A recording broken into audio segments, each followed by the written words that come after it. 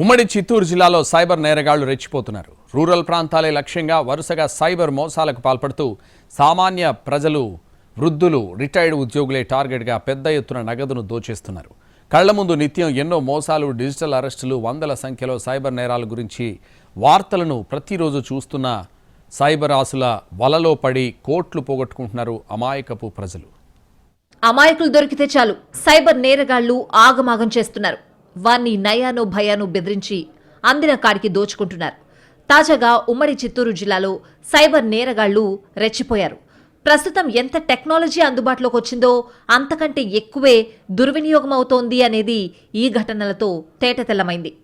సులభంగా డబ్బు సంపాదించాలన్న అత్యాశతో ఎదుటివారి బలహీనతలను, అమాయకత్వాన్ని సొమ్ము చేసుకుంటున్నారు సైబర్ క్రిమినల్స్. చిత్తూరు జిల్లాలో కాదేది సైబర్ మోసాలకు అనర్హం అన్నట్టు రెచ్చిపోతున్నారు నేరస్తులు. సైబర్ నేరగాళ్లు కొత్త వ్యూహాలతో మోసాలకు పాల్పడుతున్నారు. గ్రామీణ ప్రాంతాలు అధికంగా ఉన్న ఉమ్మడి చిత్తూరు జిల్లాలో కూడా సైబర్ నేరాలు రోజురోజుకు పెరుగుతున్నాయి. 2019 నుంచి సైబర్ కేసుల నమోదు శాతం జిల్లాలో బాగా పెరిగింది. 2017లో 5, 2018లో 13 సైబర్ కేసులు, 2020లో 59, 2021లో 52, 2022లో 57, 2023లో 58, 2024లో 250 సైబర్ కేసులు. ఈ ఏడాది ఇప్పటికే 300కు దాటి కేసులు నమోదయ్యాయి. ఇక తిరుపతి, చిత్తూరు జిల్లాల్లో ఫిర్యాదు చేయని బాధితుల సంఖ్య ఇంతకు రెట్టింపుగా ఉందని ఓ అంచనా. తిరుపతిలో గత ఏడాదిలోనే 10 కోట్ల నగదు కొట్టేశారు సైబర్ క్రిమినల్స్. కొద్ది రోజుల క్రితం తిరుపతికి చెందిన 72 ఏళ్ల రామలక్ష్మికి ఓ వాట్సాప్ కాల్ వచ్చింది. అవతలి వ్యక్తి తనకు తాను సిబిఐ అధికారినంటూ పరిచయం చేసుకున్నాడు. మీ బ్యాంక్ ఖాతా ద్వారా మనీ లాండరింగ్ జరిగిందని చెప్పాడు. ఆమె ఆధార్, ఫోన్ నెంబర్ చెప్పి మీరు డిజిటల్ అరెస్ట్ అయ్యారంటూ బెదిరించారు. మనీ లాండరింగ్ చేసిన డబ్బులు వెంటనే కట్టాలంటూ ఒత్తిడి చేశారు. భయపడిన ఆమె దాదాపు 2.5 కోట్లు నేరగాళ్ల ఖాతాకు బదిలీ చేసింది. ఆ తర్వాత మోసపోయానని గ్రహించిన భయంతో కుమారుడికి ఈ విషయం చెప్పలేకపోయింది. తర్వాత పోలీసులకు ఫిర్యాదు చేశారు. తాజాగా సిబిఐ అధికారులమంటూ ప్రజలను మోసం చేసి డబ్బు కాజేస్తున్న 2 అంతరాష్ట్ర సైబర్ నేరగాళ్లను అరెస్ట్ చేసినట్లు మదనపల్లె డీఎస్పీ తెలిపారు. మదనపల్లెకి చెందిన కృష్ణవేణమ్మ ప్రభుత్వ విశ్రాంత ఉపాధ్యాయుని. ఈ ఏడాది ఆగస్టు 28న గుర్తు తెలియని వ్యక్తులు ఆమెకు ఫోన్ చేసి తాము బెంగళూరుకు చెందిన సిబిఐ అధికారులమని పరిచయం చేసుకున్నారు.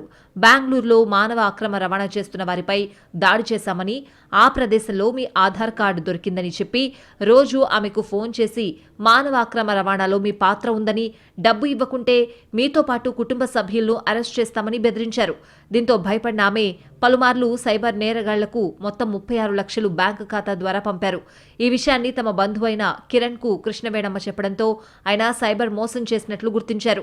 పోలీసులకు ఫిర్యాదు చేయడంతో రంగంలోకి దిగిన పోలీసులు నిందితులు హైదరాబాద్లో ఉంటూ సైబర్ నేరాలకు పాల్పడుతున్నట్లు గుర్తించారు. సాంకేతిక ఆధారాలతో ఈ కేసులో నిందితులైన హైదరాబాద్కు చెందిన 2ని అరెస్ట్ చేసి వారిద్దరి బ్యాంక్ ఖాతాల్లో 97 లక్షలు ఫ్రీజ్ చేశారు. ఫ్రీజ్ చేసిన ఖాతా నుంచి బాధితులకు కోర్టు ఉత్తర్వు ద్వారా డబ్బిప్పిస్తామన్నారు.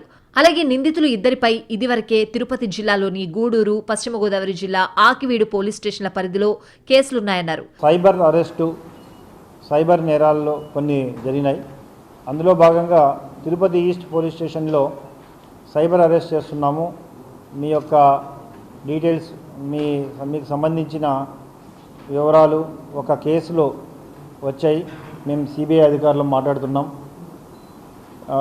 మీరు ఎవరికి తెలియజేయకుండా కొంత డబ్బును ట్రాన్స్ఫర్ చేస్తే తర్వాత మీ యొక్క డీటెయిల్స్ పూర్తిగా విచారించి ఆ డబ్బులు వెనక్కి పంపబడుతుందని రిటైర్డ్ ఎంప్లాయీని ఇబ్బంది పెట్టడం జరిగింది.